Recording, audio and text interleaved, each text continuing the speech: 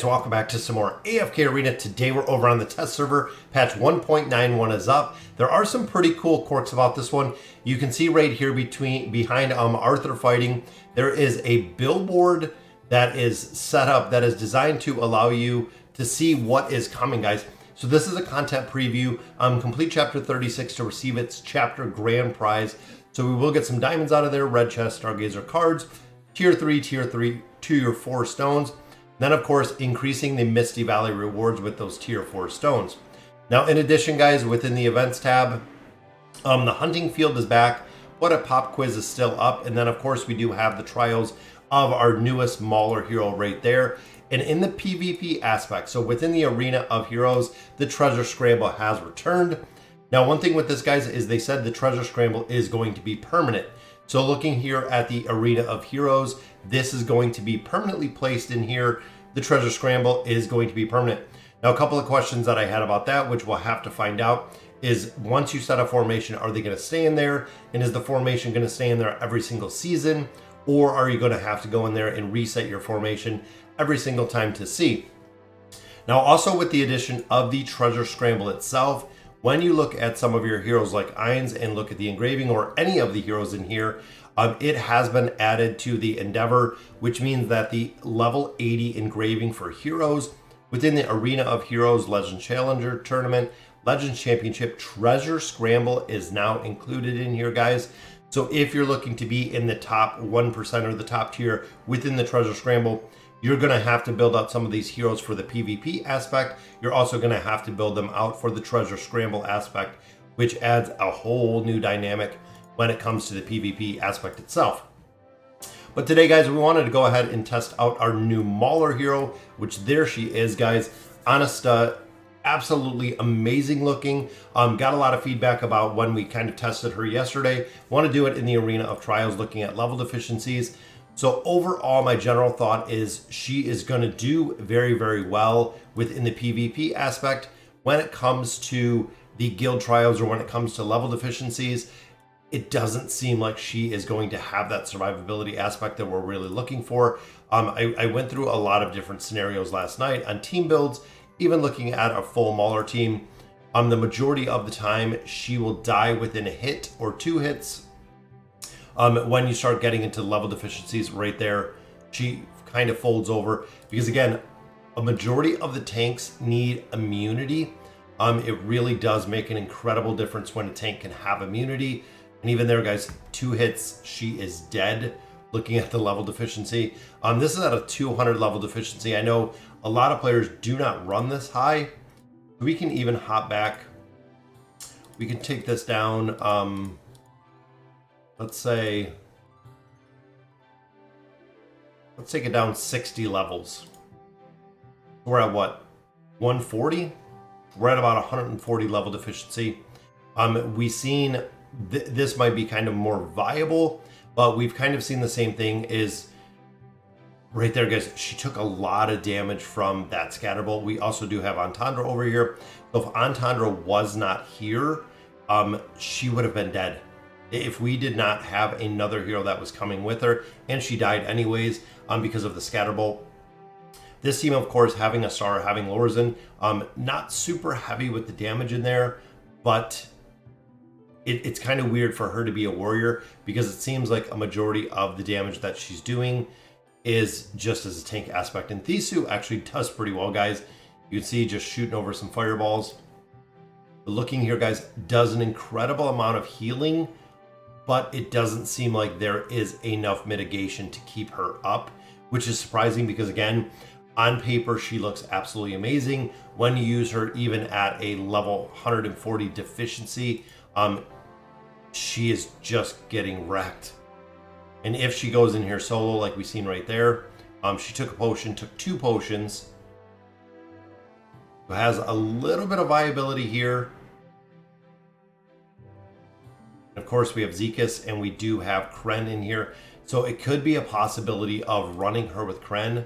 Again, she does a decent amount of damage, but a lot of healing within that formation. It seems like she is going to be very reliant on the crowd control aspect. That's kind of what I'm knowing. I've noticed is that if an enemy has an opportunity to kind of single target her, she gets burned down, even when it comes to a hero like Kaz. Again, because nobody else is moving front line. So you'll see it takes a lot of damage. Has a lot of healing though. So again, I was trying to work out some formations last night, guys. I was thinking about it last night in some of the formations. See, she dies again. Right there from a Star's Fire Seeds. She dies quick. She dies quick, especially if she doesn't have that mitigation up. Here's the Ainscom. So we're going to get mitigation right here from Merlin. Pull in for Albedo, and then she actually locks on there with Helos. Look at the damage, guys. She takes some really, really monster hits. So 140 seems like might be about the key for her to be fully built out. Now this is an interesting combination, running Alna with her. Just for simple fact, you can see she has the straight up immunity, and then we have the healing ability here of Silas. This could be good, but remember guys, if she gets enemies that are all stacked together like this, she is doing less damage. She wants 2 or fewer enemies, so really stacking the damage. She doesn't do much damage either, which I'm surprised for being, but then again, you know, Alna's a warrior. Look at the difference in damage. So I guess in the warrior aspect, could roughly be doing some decent damage, I guess, when you kind of put it in comparison to some other of our other warriors. But looking here again, let's go, let's say 20 more. Same formations, 20 more. See exactly where she lives, or see, it's the immunity. She has the immunity, and she has Silas's mitigation factor on there.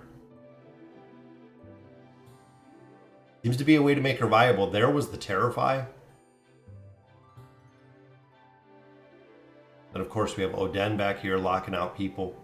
But even then, it seems like for the crowd control aspect, she seems to be doing pretty good. Especially like you seen when they were in the formation and they also got feared. That was her Terrify that she does. So, but looking at her abilities, and this is kind of where I'm on either side, because looking here, guys, the Shattered Shields, if there are 2 or fewer targets within the attack range, the damage dealt is increased to 340% from that 220. And even here it goes up to from 260 to 380 damage. So that is right, guys, 2 or fewer targets.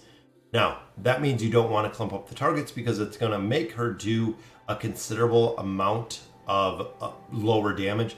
However, looking at this, she does have that Terrify ability, which lasts 2.5 seconds. So is it good to group them up to go ahead and get that Terrify in there like we've seen? Or is it good to keep them separate to allow her to really maximize the damage? It seems like when she is with 2 targets, she can do okay. Most of the time she does get bursted down. Again, if you're starting to get into higher level deficiencies, it seems like she is going to get bursted down pretty quick. But this prowlness is what has the opportunity to be very good, because with the Brawler's protection, she gets a damage mitigation. Even here, gains 2 stacks of the protection during the amount. She gets down here is a 20% reduction in damage, stacking up to 3 times. And she also does recover 40% of the attack rating as health. That is the heal over time aspect that she has within there, which if you looked at her healing, the healing on there was very, very high. But again, you have to offset it with some damage mitigation factors in there, if not offsetting it with an immunity. If she receives damage that exceeds 10% of her maximum health, she is currently in a confrontation with 1 stack will be lost. So if you're getting into the level deficiencies, she puts up these 3 stacks of Brawler protection. They're going to lose these stacks. She's going to lose these stacks pretty quick. Because again, when you start getting into level deficiencies, 1 hit is doing a significant amount of damage. So this is going to drop it pretty quick. But it does initiate a counterattack that deals 320% to all nearby enemies. So again, if you had the enemies stacked up, you could actually do a pretty considerable amount of damage right there. And I don't like the heal over time aspect. We see the exact same thing with the tanking aspect in the Elder Tree. The heal over time, so if she's getting 60% of her attack rating as health every second for 8 seconds, it's a pretty small heal over time. If she is taking continuous damage, it isn't going to be enough to heal her again as you start getting into the level deficiencies. So overall, guys, I think for PvP with the shield reduction or the shield break mitigation, she is going to be an absolute priority when it comes to PvP. Very niche when it comes to formations. I could see her working in, again, a couple different formations where shielding is very heavy. Could be a solid counter for heroes like Mishka that have a shield, Gorvo that have a really strong shield. Could make a big difference in there with the viability of the hero itself. So we're gonna have to see exactly. Like I've said before, guys, give it about 10 days. I said this when Sonya came out, and the reason is Lilith adjusted her, Lilith nerfed her a lot. Make sure when the hero does come out, guys, give it about 10 days before you rush and build her, just in case something changes, just in case we don't find a use for her. Is she going to be in meta formations? I don't think so, honestly, at this point. Looking at her skills and abilities, looks awesome on paper, doesn't have a lot of the mitigation or the viability to actually work within campaign stages, but the PvP aspect, I think she is going to be a prime candidate for PvP. Guys, that'll do it for today's video. Let me know in the comments what you guys think, and as always, thank you guys for watching.